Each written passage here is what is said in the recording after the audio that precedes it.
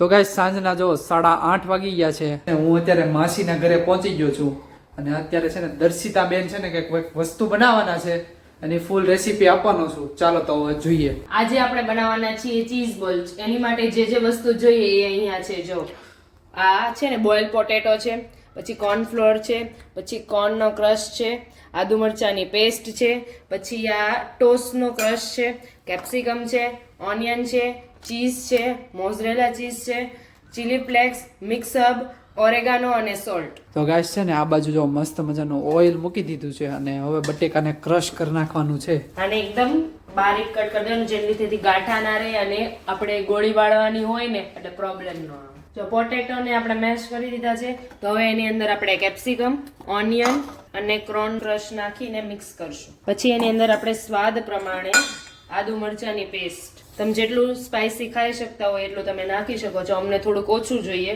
એટલે અમે ઓછું નાખશું. તો હવે આપણે સ્વાદ પ્રમાણે મીઠું એડ કરશું.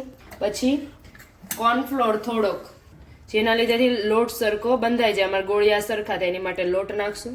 પછી સ્વાદ પ્રમાણે ચીલી ફ્લેક્સ, ઓરેગાનો અને મિક્સઅપ. પછી હવે આપણી છેલ્લી આઈટમ જે જરૂરી છે એ ચીઝ નાખશું આપણે.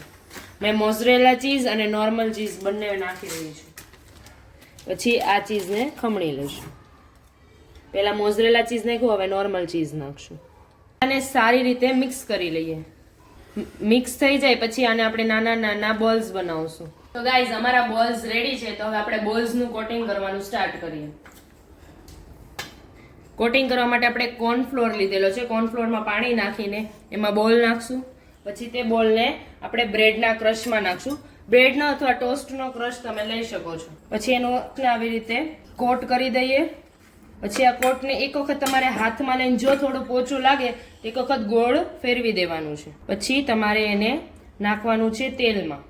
લો ફ્લેમ તેલ રાખવાનું છે અને આવી રીતે તેલમાં નાખી દેવાનું છે. થોડા બ્રાઉન થાય ત્યાં સુધી તમારે રહેવા દેવાના છે. બ્રાઉન થઈ ગયા છે તો હવે આપણે આને લઈ લઈએ. થોડા મોટા સાઈઝના રાખવાના એટલે છે ને ચીઝનો મેલ્ટનો ટેસ્ટ વધારે સારો આવે. તો ગાઈસ જો મસ્ત મજાના ચીઝ બોલ્સ રેડી થઈ ગયા છે. ચાલો તો હવે આનંદ માણીએ.